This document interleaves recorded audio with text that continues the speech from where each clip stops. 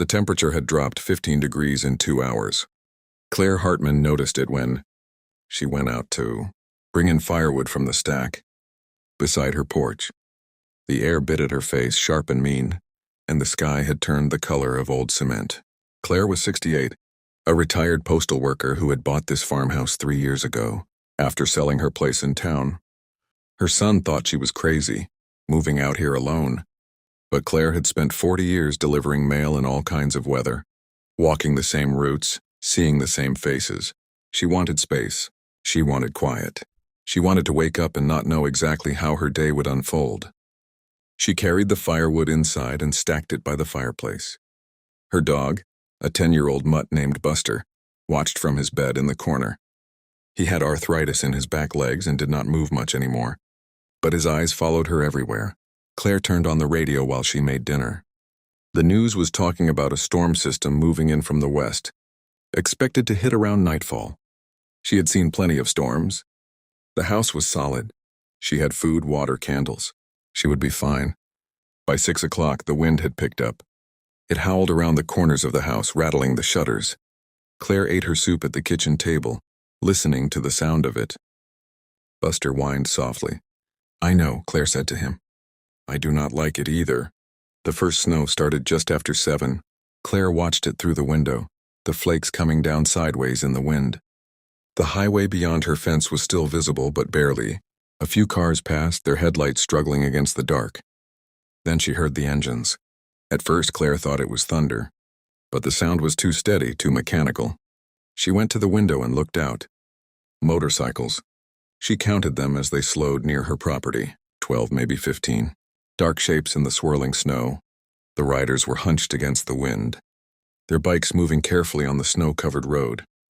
They pulled off the highway and stopped at the edge of her driveway. Claire felt her stomach tighten. Buster got up from his bed, stiff-legged, and growled low in his throat. "Easy," Claire said, though she did not know if she was talking to the dog or herself. One of the riders dismounted and walked toward her house. Claire stepped back from the window. She went to the kitchen drawer where she kept her phone. Her hand hovered over it. The knock came. Claire walked to the door but left it closed. "Yes? We need help." The voice was male, strained. "We cannot see the road anymore. We are going to crash if we keep riding. Do you have a barn or somewhere we can get out of this wind?" Claire looked through the peephole. The man on her porch was younger than she expected, maybe 35, with snow caked on his jacket and ice in his beard. Behind him, she could see the others stamping their feet, trying to stay warm. She thought about the barn. It was 20 yards from the house, old but weatherproof. Her ex-husband had used it for storage before the divorce. Now it just held garden tools and some furniture she did not know what to do with. "There is a barn," Claire said through the door. "It is unlocked. You can wait there until the storm passes." "Thank you." The man's voice cracked slightly. "Thank you so much." Claire watched through the window as the riders pushed their motorcycles toward the barn. They moved slowly, slipping in the snow. A few of them nearly fell. One bike tipped over, and 2 men struggled to lift it. When they were all inside the barn, Claire let out a breath she did not know she had been holding. Buster was still standing by the door, his ears back. "They are in the barn," Claire said to him. "Not here. We are okay." But her heart was beating hard, and she could not stop thinking about the fact that there were 15 strangers on her property. 15 men she did not know, could not see, could not predict. She paced her kitchen for 10 minutes, trying to decide what to do. The smart thing was to stay inside, lock the doors, wait for morning. They had shelter. That was enough.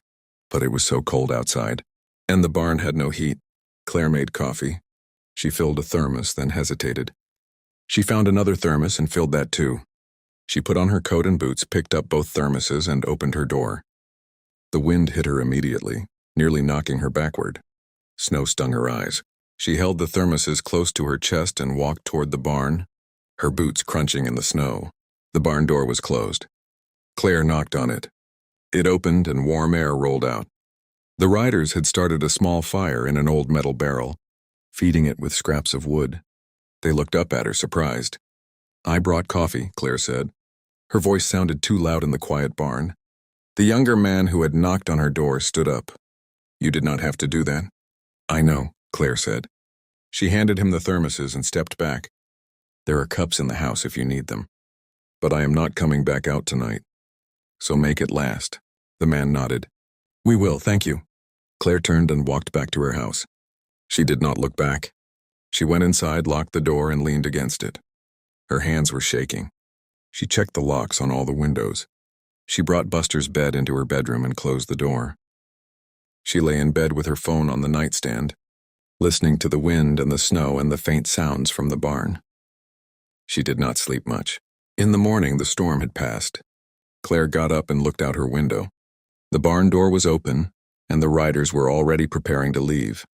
Their motorcycles were lined up in her driveway, engines running, warming up. Claire put on her coat and went outside. The younger man saw her coming and walked over. We are heading out, he said. Roads are still bad, but we cannot stay. We have a long way to go. Be careful, Claire said. We will, he paused, then reached into his jacket and pulled out a folded piece of paper. This is my number. If you ever need anything. Your roof shoveled. Your driveway cleared. Anything, you call me. My name is Marcus. Claire took the paper. I am Claire. Marcus nodded. Thank you, Claire. For the barn. For the coffee. You probably saved us from hypothermia last night. You are welcome, Claire said. The motorcycles pulled out one by one, their engines loud in the quiet morning. Claire watched them disappear down the highway. She went back inside and fed Buster. She made herself breakfast. She unfolded the piece of paper and looked at the number written. There in careful handwriting. She put it in her kitchen drawer next to the phone. 3 weeks later, a heavy snow fell overnight. Claire woke up to find her driveway completely blocked. She could not get her car out. She called her son, but he was 2 hours away and could not come until the weekend. She remembered the piece of paper. She called the number. Marcus answered on the second ring. Hello? This is Claire, she said. From the farmhouse. You said to call if I needed help. I remember, Marcus said. What do you need? My driveway is blocked.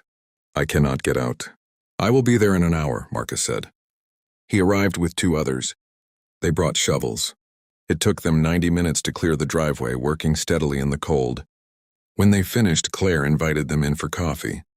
They sat at her kitchen table, warming their hands on the mugs. They did not talk much, just small things. The weather. The roads. Marcus asked about Buster, who was sniffing at their boots. When they got up to leave, Claire walked them to the door. Thank you, she said. Marcus smiled. Even trade. You helped us. We help you. After they left, Claire stood in her kitchen and looked out the window at her clear driveway. She thought about the night of the storm. How frightened she had been. How her hands had shaken when she carried the coffee to the barn. How she had not slept. She had been scared. But she had helped anyway. And now, weeks later, someone had helped her back, not because of some grand plan, not because of destiny or fate, just because that is what people do sometimes when they can. Claire sat down at her table. Buster settled at her feet. Outside, the sun was shining on the snow. The end.